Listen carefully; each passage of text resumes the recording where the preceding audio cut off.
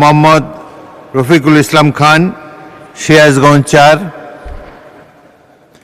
আপনার সময় 15 মিনিট। এই 15 মিনিটই শেষ করবেন দয়া করে। মাননীয় স্পিকার, আপনাকে ধন্যবাদ।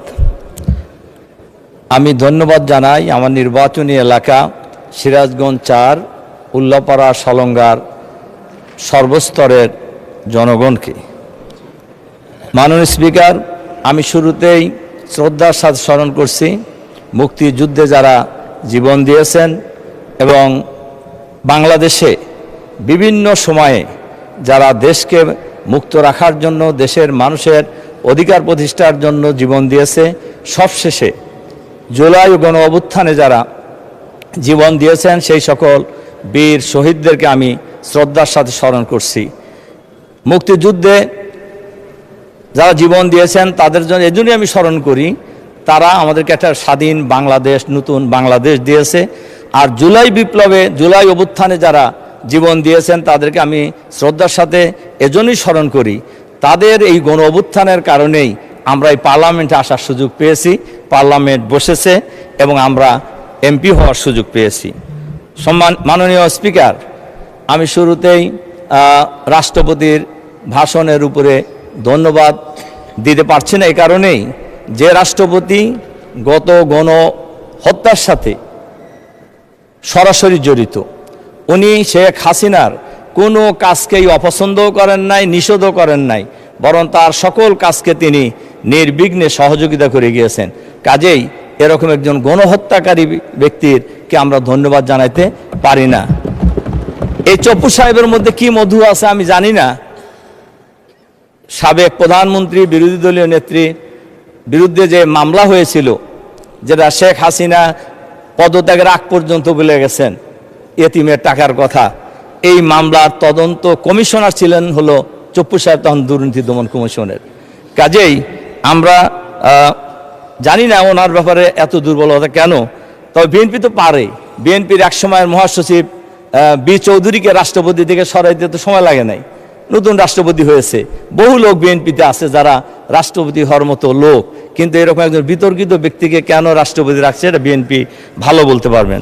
মাননীয় স্পিকার,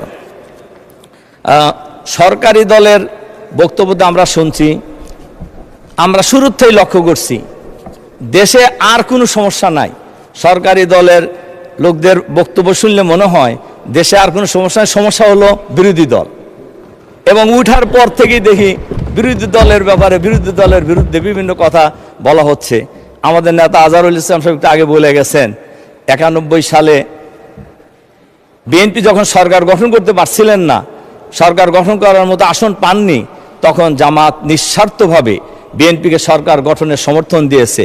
এটা কি বিএনপির কৃতজ্ঞতা স্বীকার করা উচিত নয়?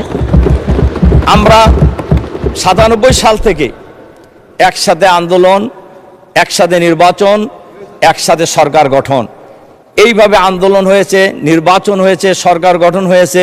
সেই সরকারে জামাত ইসলামের মন্ত্রী ছিল 2 জন। এটা জামাত এবং বিএনপির মধ্যে যে একটা সেতু বন্ধন ছিল, এটাই তো বোঝা যায়। কিন্তু এরপর থেকে জুলাই বিপ্লব, জুলাই গণ অভ্যুত্থান পর্যন্ত আমরা তো প্রায় একসাথেই ছিলাম। তখন তো কেউ সমস্যার কথা বলেন নাই। এবং বলা যায় এই স্বৈরাচারী আমলে এইখানে আমরা যারা আছি অনেকেই বলেছেন, আমাদের সরকারি দলের বন্ধুরা বলেছেন, আমাদের বিরোধী দলের বন্ধুরা বলেছেন যে আমরা এখানে জুলুম নির্যাতনের শিকার হই নাই, এরকম লোকের সংখ্যা খুবই কম পাওয়া যাবে। যেমন আমি এবং আমার পরিবার ফ্যাসিবাদের আমলে জুলুম নির্যাতনের শিকার হয়েছি। আমাকে 2 পায়ে লোহার বেড়ি, কোমরে লোহার বেড়ি, 2 হাতে হ্যান্ডকাপ পরিয়ে বিভিন্ন দেশের বিভিন্ন কারাগারে ঘুরানো হতো। এরপরে আমি প্রায় 45 দিন আমাকে রিমান্ডে রাখা হয়েছিল। এরপরে আমার বড় ছেলে, তখন 16 সালের কথা, এসএসসি পরীক্ষা হল থেকে নিয়ে তাকে গুম করে দেওয়া হয়েছিল। তার 2টা চোখের রেটিনার পর্দা জুলুম নির্যাতন চালিয়ে ছিঁড়ে ফেলানো হয়েছে। তো এই জুলুম নির্যাতন শিকার তো আমরা সবাই হয়েছি। কিন্তু এত তাড়াতাড়ি এই নির্বাচনের পরেই আমরা জামাত এত খারাপ হয়ে গেলাম যে এখন বাংলাদেশে কোনো জিনিসপত্রের ঊর্ধ্বগতির কোনো কথা নাই, তেলের দাম বৃদ্ধি পাচ্ছে, এ ব্যাপারে কোনো বক্তব্য নাই। আইন শৃঙ্খলা পরিস্থিতির মারাত্মক অবনতি হয়েছে সারা দেশে, এ ব্যাপারে সরকারি দলের কোনো বক্তব্য নাই। বক্তব্য হলো জামাত ইসলামী। মাননীয় স্পিকার, এজন্য আমি এরপরে যে কয়টা কথা আমি আপনাদেরকে বলতে চাই যে স্বৈরাচারী সরকার এখন আমরা সংসদে দেখছি অনেকেই অনেক বড় বড় কথা আমরা কিন্তু বলতেছি। ফ্যাসিবাদী সরকারের পতন তো 13 সালই হয়ে যাওয়ার কথা ছিল। তদানীন্তন বিরোধী দলীয় নেত্রী বেগম খালেদা জিয়া আমাদের সবার মনে থাকার কথা, এই সংসদে আমরা যারা আছি। মাননীয় স্পিকার, আপনারও মনে আছে নিশ্চয়ই, মার্চ ফর ডেমোক্রেসির কর্মসূচি ছিল ঢাকায় 29শে ডিসেম্বর। এই খবর তো কারোর অজানা কথা নয়, সবাই জেনেছি, মনে করতেন যে ওই দিনই সরকারের পতন হয়ে যাবে। 13 সাল,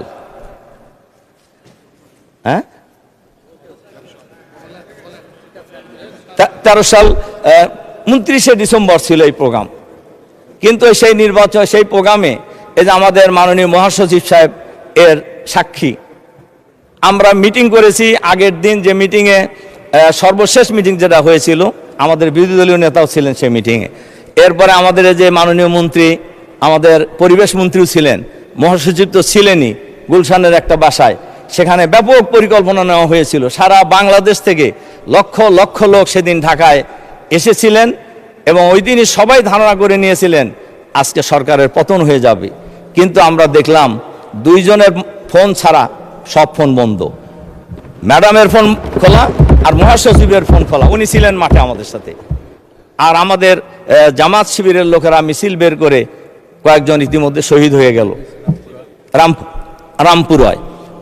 কাজেই আমরা যে এত আন্দোলন করলাম, ওই দিন সবার ফোন বন্ধ ছিল কেন, এটা কি কোনোদিন জানার সুযোগ হয়েছে জাতির? মাননীয় স্পিকার, আমি আরেকটা ঘটনা বলি। শাপলা চত্বরের ব্যাপারেও কিন্তু সেম ঘটনাই হয়েছে। শাপলা চত্বরের দিন ম্যাডাম বিরোধী দলীয় নেত্রী হিসাবে সবাইকে মাঠে নামার জন্য আহ্বান জানিয়েছিলেন, কিন্তু আসলে কি কেউ নামছিলেন? সেখানে আমাদের অনেক লোক শহীদ হয়েছে, আমাদের আলেম ওলামারা শহীদ হয়েছেন। কিন্তু ওই দিনও একটা সুযোগ সরকার পতনের কিন্তু ছিল, কিন্তু আমরা কিন্তু সে কাজটা আসলে করতে পারি নাই। মাননীয় স্পিকার, কাজেই আমরা সেদিন কিন্তু, এবং সর্বশেষ আমাদের মহাসচিব মনে থাকার কথা, আমরা প্রস্তাব দিয়েছিলাম যে ম্যাডাম সকাল থেকে কাজের মেয়ে ফাতেমাকে নিয়ে বালির টাকের সামনে পতাকা নিয়ে দাঁড়ায় আছে, অন্তত আমরা চলেন বিএনপি এবং জামাত মিলে একটা মিছিল সেদিকে দেই। কিন্তু সেদিন কিন্তু সেই সুযোগ আমাদের হয় নাই। মাননীয় স্পিকার, এরপরে জুলাই বিপ্লবে অনেকেই অনেক কথা বলেছেন। জুলাই বিপ্লবের বা জুলাই অভ্যুত্থানের একক দাবিদার আমরা কোনো সময় ছিলাম না। আমাদের নেতা, বিরোধী দলীয় নেতাও কোনো সময় বলে নাই যে এটা শুধু আমরাই করেছি। কিন্তু আপনারা নিজেরা বলেন কেন যে আমরা এটা বলছি? আমরা তো বলি নাই কোনো সময় যে এটা আমরা নিজেরা করছি। তার কারণে এই আন্দোলনের সাথে সবাই জড়িত। তবে এটা তো সঠিক, ছাত্ররাই তো আন্দোলন শুরু করেছে এবং ছাত্রদের নেতৃত্বেই আন্দোলনের সমাপ্তি হয়েছে। কাজেই এই আন্দোলনে আমাদের নেতা, বিরোধী দলীয় নেতা ডাক্তার শফিকুর রহমান সাহেব ছাত্রদেরকেও গাইড করেছেন, জামাতকেও গাইড করেছেন। উনি আন্দোলন ওনার জায়গা থেকে যেভাবে গাইড করার দরকার সেভাবে গাইড করেছেন, বিএনপিও গাইড করেছেন, সবাই গাইড করেছেন। এবং সবাই মিলে যার জায়গা থেকে আন্দোলনের মধ্য দিয়েই ফ্যাসিবাদী সরকারের পতন হয়েছে। ফ্যাসিবাদী সরকারের পতন হওয়ার পর আমরা একটি নতুন পরিবেশ পেলাম। এই পরিবেশে এরপরে ঐক্যমত কমিশন হলো, সেখানে সংস্কার কমিশন হয়েছে। ঐক্যমত কমিশনে আমি নিজেও সেখানকার একজন সদস্য ছিলাম, আমরা গিয়েছি। এই যে একদিনে গণভোট এবং জাতীয় সংসদ নির্বাচন, এই প্রস্তাব তো বিএনপির, এই যে মাননীয় স্বরাষ্ট্রমন্ত্রী এখানে আছেন, ওনার প্রস্তাব এটা, একদিনে গণভোট এবং জাতীয় সংসদ নির্বাচন। এবং সেই নির্বাচন হয়েছে। আমি মাঝখানের ইতিহাস আর বলতে চাই না। নির্বাচনে আমরা আগাগোড়ে আলাদা বলছিলাম, কিন্তু আমাদের মাননীয় স্বরাষ্ট্রমন্ত্রীর প্রস্তাবেই কিন্তু একদিনে নির্বাচনটা হয়েছে। এবং সেই নির্বাচনে গণভোটে হার পক্ষে প্রায় 70% মানুষ ভোট দিয়েছে। এখন এই গণভোটের রায় কার্যকর করা নিয়েই কিন্তু এখন বিপত্তি দেখা দিয়েছে। আমরা বলছি যে গণভোট আমরা অক্ষরে অক্ষরে পালন করব। আমার প্রশ্ন হলো, তাহলে গণভোটের রায় মানতে কি বলে জুলাই সনদ আমরা অক্ষরে অক্ষরে পালন করব। আমার প্রশ্ন হলো, তাহলে গণভোটের রায় বাস্তবায়ন করতে অসুবিধাটা কোথায়? এখানে তো অসুবিধা থাকার কথা নয়। এবং এটা যদি আমরা করি তাহলে বহু সমস্যারই সমাধান একসাথে হয়ে যাবে বলে আমি মনে করি। মাননীয় স্পিকার, আমরা সবসময় সংবিধানের কথা বলতেছি। এই সংবিধানের কথা শুনলেই আমার কাছে মনে হয় ফ্যাসিবাদী সরকারের সময় যে মহাসচিব ছিলেন, ওনার আর একটা নামও ছিল, আমি নাম বলতে চাই না, উনি কিন্তু সংসদেও বলছেন, বাইরেও বলছেন, এবং অনেক অঙ্গভঙ্গি করেই বলছেন যে যে যাই বলুক আমরা সংবিধান থেকে এক চুলো নড়ব না। সংবিধান কার জন্য? সংবিধান তো মানুষের জন্য, সংবিধানের জন্য তো মানুষ না। কাজেই সংবিধান সংস্কার করতে অসুবিধা কোথায়? আমার তো মনে হয় কোনো অসুবিধা থাকার কথা নয়। এবং আজ এবারে এই সংসদেও বলা হয়েছে, ম্যাডাম কি বলেছিলেন সংবিধানের ব্যাপারে, অনেক নেতাই আজকে এখানে আছেন, তারা কে কি বলেছিলেন সংবিধানের ব্যাপারে, ছুঁড়ে ফেলা দেওয়ার ব্যাপারে, এটা তো সবাই জানে, গোটা জাতি জানে। তা আজকে সংবিধান সংস্কার করার ক্ষেত্রে অসুবিধা তো থাকার কোনো কথা নয়, কিন্তু এই জায়গায় কেন অসুবিধা সৃষ্টি করে আমরা এখানে একটা বিপত্তি তৈরি করার চেষ্টা করছি? মাননীয় স্পিকার, কাজেই আমরা আমাদের বক্তব্য পরিষ্কার। এই সময়ে যে পরিবেশ তৈরি হয়েছে, এখানে গণভোটের রায় কার্যকর করলেই সকল সমস্যা সহজেই সমাধান হয়ে যাবে। মাননীয় স্পিকার, আমরা লড়াই করেছিলাম বৈষম্যের বিরুদ্ধে, আমরা লড়াই করেছিলাম একদলীয় শাসনের বিরুদ্ধে, কিন্তু আমরা লক্ষ্য করছি সরকারের বয়স তো খুব বেশি হয় নাই। ওনারা বলেছেন 2 মাস, আমরাও বলছি 2 মাস, বেশি দিন হয় নাই। কিন্তু বৈষম্য কি প্রতিষ্ঠা হচ্ছে? ইতিমধ্যেই দলীয়করণ শুরু হয়ে গেছে। সকল বিশ্ববিদ্যালয়ের ভাইস চ্যান্সেলর পরিবর্তন করে দেওয়া হয়েছে। জেলা প্রশাসক জেলা পরিষদে প্রশাসক নিয়োগ করা হয়েছে। বিভিন্ন সিটি কর্পোরেশনে মেয়র নিয়োগ করা হয়েছে, প্রশাসক নিয়োগ করা হয়েছে। এবং সচিবালয় থেকে শুরু করে যে সকল অভিজ্ঞ কর্মকর্তারা ফ্যাসিবাদের আমলে ওএসডি হয়েছিল, আবার এখনও তাদেরকে ওএসডি করা হচ্ছে। কিন্তু আমরা লক্ষ্য করছি ফ্যাসিবাদের দোসর যারা, তারা কিন্তু অন্তর্বর্তীকালীন সরকারের সময় তারা বহাল ছিল, আমরা তখনও বলেছি, এখনও বহাল আছে, এবং তারা সুবিধা মতো পোস্টিংও পাচ্ছে এবং ক্ষেত্র বিশেষে প্রমোশন পেয়ে তারা সামনের দিকে এগিয়ে যাচ্ছে। আর যারা এই 16 বছর 17 বছর নিষ্পেষিত হয়েছে, নির্যাতিত হয়েছে, ওএসডি ছিল, অনেকের চাকরি চলে গেছে, এই লোক এদেরকে আবারও ওএসডি করা হচ্ছে। এক্ষেত্রে এই স্বাস্থ্য বিভাগে বেশি করা হচ্ছে, ডাক্তারদেরকে বদলি করার ক্ষেত্রে একেবারে গণহারে এক জায়গায় তার এক জায়গায়। শুধু ছোট্ট একটা উদাহরণ যদি দেই বোঝা যাবে, মুগদা মেডিকেল কলেজের প্রিন্সিপালকে ঢাকা মেডিকেল কলেজে বদলি করা হয়েছে, ওখানে জয়েন করতে দেওয়া হয়নি তাকে। এরপরে দেওয়া হয়েছে মাতোয়ালি মেডিকেল কলেজে, সেখানেও তাকে জয়েন করতে দেওয়া হবে না। পরে আমি যতটুকু জানি মন্ত্রী মহোদয় হস্তক্ষেপ করে তাকে জয়েন করার ব্যবস্থা করেছেন। তাহলে কি মন্ত্রীর বাইরেও কারো পাওয়ারফুল লোক আছে বোঝা দিয়েছে, যারা মন্ত্রীর চাইতেও ক্ষমতা রাখে? মাননীয় স্পিকার, এজন্য আমি সবশেষে আপনাদের মাননীয় স্পিকার, আসলে সব জায়গায় কিন্তু আওয়ামী স্টাইলে দেশ পরিচালনার একটা লক্ষণ দেখা যাচ্ছে, যেটা কারোর জন্যই, আমাদের জন্য ভালো নয়, দেশের জন্য ভালো নয়। একজন মন্ত্রী বলেছেন আমাদেরকে ট্রেনিং দেওয়ার জন্য, আমরা বুঝি না যে এই মন্ত্রণালয় পার্লামেন্ট কিভাবে চলে। আমি সেই মাননীয় মন্ত্রীকে বলবো, আমাদের মাননীয় স্পিকারের মাধ্যমেই আপনার নিজের চেহারাটাকে আয়নাতে দেখেন যে আপনারা কি করতেছেন আসলে। কাজেই বিরোধী দলকে সবক দেওয়ার চাইতে নিজেরা সবক গ্রহণ করা সবচেয়ে বুদ্ধিমানের কাজ। মাননীয় স্পিকার, সবশেষে আমি আমার নির্বাচনী এলাকার ব্যাপারে কয়েকটি কথা আমাকে বলতে চাই। আমি বিনীত অনুরোধ করব আমাকে কয়েক মিনিট সময় বাড়িয়ে দেবেন। মাননীয় স্পিকার, আমার নির্বাচনী এলাকা সিরাজগঞ্জ, উল্লাপাড়া, সলঙ্গা। আমার এখানে ভোটার প্রায় 5 লাখের কাছাকাছি, প্রায় 7 লক্ষ লোকের বসবাস।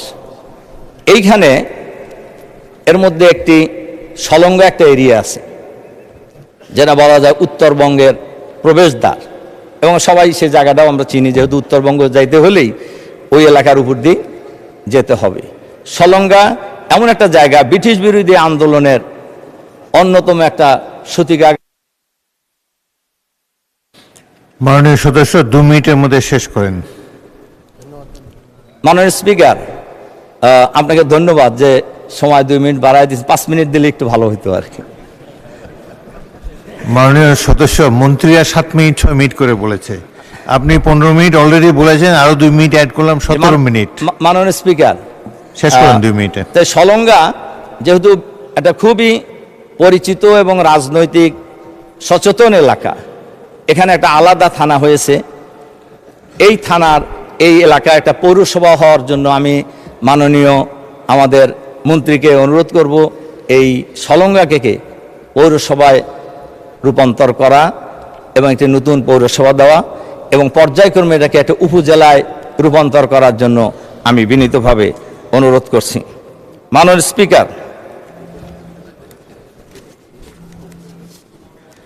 এরপরে মাননীয় মন্ত্রীর কাছে আমি আরেকটা অনুরোধ জানাবো। আমার এলাকায় পৌরসভার সাথে লাগানো একটা নদী আছে, যে নদীকে রামকান্তপুর নদী বলা হয়। এখানে নদী পৌরসভার সাথে লাগানো, কিন্তু নদীর ওপারেই গ্রাম, পুরো একটা ইউনিয়ন, এবং এই ইউনিয়নের সাথে আমার সিরাজগঞ্জের আমাদের মাননীয় মন্ত্রী, খনিজ সম্পদ মন্ত্রী আছে, উনি জানেন, ওনার নির্বাচনী এলাকার লোকজনও এই নদী পার হয়ে যাতায়াত করে। যদি নদীতে ব্রিজ দিয়ে দেওয়া হয় তাহলে 1 মিনিটে পার হবে। ব্রিজ না হওয়ার কারণে 1 ঘন্টা লাগে খেওয়ার নৌকা পার হইতে। আর আপনার মাননীয় স্পিকার, আর যদি রাস্তা দিয়ে ঘুরে আসতে হয় তাহলে 20 কিলোমিটার ঘুরতে হয়। এজন্য আমি মাননীয় মন্ত্রীর কাছে অনুরোধ জানাবো এখানে অতি তাড়াতাড়ি একটি ব্রিজ নির্মাণ করার জন্য। মাননীয় স্পিকার, এর সাথে সাথে উল্লাপাড়া 4টি ইউনিয়ন আছে। মাননীয় মন্ত্রী ফকির মাহবুবা নাম।